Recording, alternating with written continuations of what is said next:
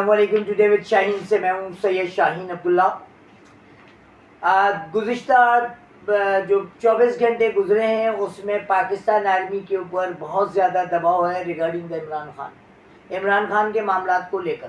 اچھا دیکھیں, بہت سارے لوگ اس بات پہ مضر ہیں کہ خان صاحب اب نہیں ہیں. اچھا, اگر خدا نہ خواستہ ایسا کچھ ہوتا ہے تو اس کا رد عمل خیبر پختونخوا میں اور پنجاب میں خصوصاً لاہور میں بہت زیادہ شدید آئے گا. سندھ میں, کراچی اور حیدرآباد میں تو میں نہیں کہہ سکتا ہوں, کیونکہ اس کی دو وجوہات ہیں. ایک تو آصف علی زرداری نے پرسوں رات کو ایک اہم اجلاس بلایا جس میں زرداری مافیا کو لگام دینے کی کوشش کی گئی کہ کچھ چیزیں ایسی ہیں جو بہت زیادہ ہائی لائٹ ہو گئی ہیں, ان کو خدا را کم کرو. کیونکہ آرمی نے فوکس کیا ہے سندھ میں کرپشن. پاکستان پیپلز پارٹی جو کہ ذوالفقار علی بھٹو کی پارٹی تھی, اب ذوالفقار علی بھٹو کی پارٹی نہیں رہی, اب وہ آصف علی زرداری کی پارٹی ہے. کیونکہ شہید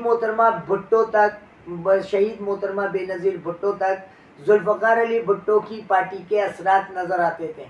پرانے زمانے کے تمام لیڈران جتنے تھے جو پیپلز پارٹی کی اساس تھے, بنیاد تھے, سندھ میں مخدوم فیملی, پنجاب میں کھر فیملی, رامے فیملی, یہ وہ لوگ تھے جنہوں نے پاکستان پیپلز پارٹی کو بنایا تھا.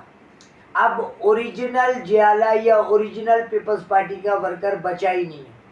اب جیسے پرانے لوگوں میں مسرور احسن جیسے استاد جیسے لوگ جو کہ لرنڈ پولیٹیشنز ہیں, جو کہ جن کی پالیٹکس میں کرپشن نہیں ہے, کرائم نہیں ہے, غنڈہ گردی نہیں ہے, وڈیرا شاہی نہیں ہے, ڈاکٹر عاصم حسین کی ڈاؤن لائن, ان سبوں کو بلاول ہاؤس سے باہر کر دیا ہے آصف علی زرداری کی ڈاؤن لائن نے.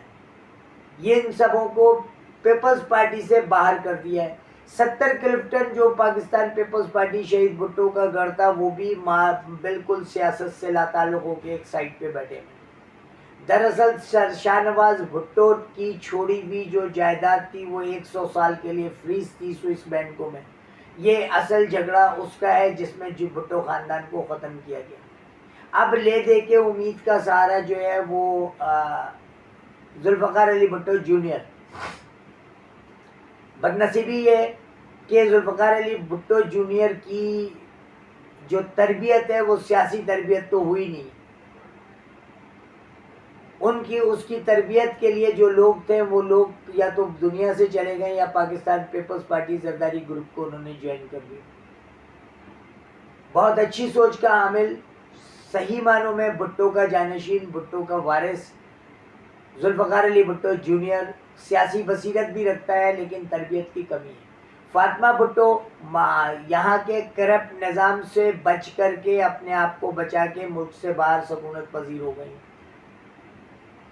یہ تو یعنی اختتام ہے بھٹو خاندان کا اور اختتام ہے پاکستان پیپلز پارٹی کا. اب جو مافیا ہے وہاں زرداری مافیا ہے. ہم بات کرتے ہیں پاکستان پیپلز پارٹی کے حوالے سے سندھ میں. دیکھیں سندھ میں انہوں نے اتنے سال ہو گئے, 2 اشروں سے ان کی حکومت ہے, 2 اشروں سے ان کی غنڈہ گردی ہے. انہوں نے کراچی کے نوجوانوں کے سارے راستے بند کر دیے اور کراچی کی اردو بولنے والی قیادت کو بھی بلاول ہاؤس سے باہر کر دیا. بالکل اسی طرح سے جیسے سندھ میں وڈیرے کا نظام ہوتا ہے ویسے کراچی میں سائیں کا نظام ہے. سائیں کے کتے بھی بہت ہی قابل احترام ہوئے ہیں. تو اردو اسپیکنگ کمیونٹی ایک پڑھا لکھا طبقہ ہے, سیاسی بصیرت دوسروں سے بہت زیادہ ہے اور انہیں اپنی ماؤں بہنوں کی حفاظت کرنا بھی آتی ہے. دیکھیں پاکستان آرمی ISI نے سندھو دیش کو روکنے کے لیے MQM کو بنایا, MQM کو راستہ دیا, انہیں یونائٹ کیا. تو اس پاکستان کو بچانے کے لیے پھر پاکستان آرمی اور ISI کو الطاف حسین کی ضرورت پڑے گی. اگر الطاف حسین آئیں گے تو یہ مہاجر متحد ہوں گے, متحد ہو کر کے سندھو دیش کو روکیں گے. ورنہ سندھو دیش عملی طور پہ بن چکا ہے. آپ کراچی کے 19 ڈپٹی کمشنر میں سے ایک بھی سوائے ایک طاہا سلیم کے, وہ بھی ڈاکٹر عاصم کی ڈاؤن لائن ہونے کی وجہ کر موجود ہے. یہاں آبادی کی بنیاد پہ نہ تعلیم یونیورسٹیز میں داخلے ہیں, آبادی کی بنیاد پہ نہ یہاں جاب میں اپرچونیٹیز ہے, نہ یہاں آبادی کی بنیاد پہ کسی قسم کی مراعات ہے. تو یہ 4.5-5 کروڑ اردو اسپیکنگ کمیونٹی کہاں جائے گی؟ اور اللہ کا ایک نظام ہے. دیکھیں میں اللہ کے نظام کی وضاحت کروں. آپریشن چل رہا تھا، ذیشان کاظمی فرعون بنا ہوا تھا، لوگوں کو اٹھاتا تھا، لے جاتا تھا، ٹارچر کر کے، بھویں صاف کر کے، بال صاف کر کے، تاکہ باڈی شناخت نہ ہو، نالوں میں ندیوں میں لاشیں پھینکتا تھا. اس کی اپنی لاش جو ہے حیدرآباد کی ایک گندی گلی سے ملی. بے نظیر بھٹو نے جنرل نصیر اللہ بابر کے ذریعے ایکسٹرا جوڈیشنل کلنگ کی بنیاد رکھی، اسی انسٹرومنٹ سے اس کا سگا بھائی مارا گیا. تو یہ اللہ کا مکافات عمل ہے. اگر کوئی شخص اس لیے مغرور ہے کہ اس کے پاس پیسے ہیں، تو اللہ کے دیے ہوئے پیسے ہیں نا، اللہ واپس لے لیتا ہے. تو یہ، اور پھر بعد میں اسے احساس ہوتا ہے کہ اس نے کوئی ایسی غلطی کی جس کی وجہ کر اللہ نے اس سے مراد چھین لی، اور اس غلطی کا احساس ہونے کے بعد یقیناً وہ شرمندہ ہوتا ہے. تو کیا ہماری افواج کے وہ افسران شرمندہ ہیں جنہوں نے جنا پور کا نعرہ دیا تھا اس قوم کو پاکستان اینٹی پاکستان ڈکلیئر کرنے کے لیے؟ کیا ہمارے وہ ججز شرمندہ ہیں؟ اور اگر وہ یقیناً شرمندہ نہیں ہے تو مکافات عمل میں ان کے اس کا نزلہ ان کی اولادوں پر یا ان کی جانوں پہ پڑے گا. کیونکہ اللہ کا مکافات بڑا لازم ہوتا ہے اور بڑا کلیئر اور کرسٹل ہوتا ہے.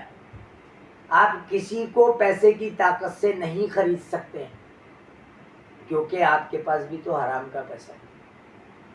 اور اللہ کی مانیٹرنگ ایسی ہوتی ہے کہ اللہ رب العزت ایک جان لینا تو بہت دور کی بات ہے، کسی کے دل کو توڑنے والے کو بھی اللہ مکافات عمل کے زیر میں لے آتا ہے. اگر کسی کا میں نے دل توڑا ہے اور اس کے دل سے ایک نکلی ہے تو یقیناً اس کے ذمہ دار لوگوں پہ اس کے اثرات آئیں. تو میرے کہنے کا مقصد یہ ہے کہ اگر آپ پاکستان کے خصوصاً سندھ کے سیاسی سناریو کو دیکھیں، پولیٹیکل سناریو کو دیکھیں، تو آپ کو اندازہ ہو جائے گا کہ پاکستان میں جو کچھ ہو رہا ہے وہ کسی اور کا نہیں، ہمارا اپنا کیا ہوا ہے. جو اردو اسپیکنگ کمیونٹی کے ساتھ جو صورتحال ہے اس کے ذمہ داران ہم خود ہیں، کوئی اور نہیں ہے. جب اللہ نے ہمیں اختیار دیا تو ہم نے اس اختیار کو استعمال نہیں کیا، اور اسی طرح کا اختیار ذوالفقار مرزا کو ملا تو اس نے اس شہر کے کرمنلز کو پولیس کی وردیاں دے دی.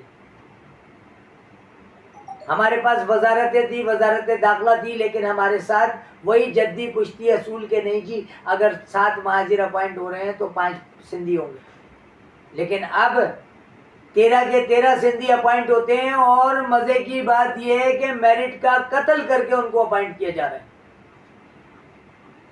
تو میں ہمیشہ کہتا ہوں، میں ہمیشہ ایک بات پہ سارے انٹلیکچوئل متفق ہیں کہ احساس محرومی احساس بغاوت کا پہلا زینہ ہوتا ہے. ٹوڈے وتھ شاہین سے شاہین عبداللہ کو اجازت دیجیے.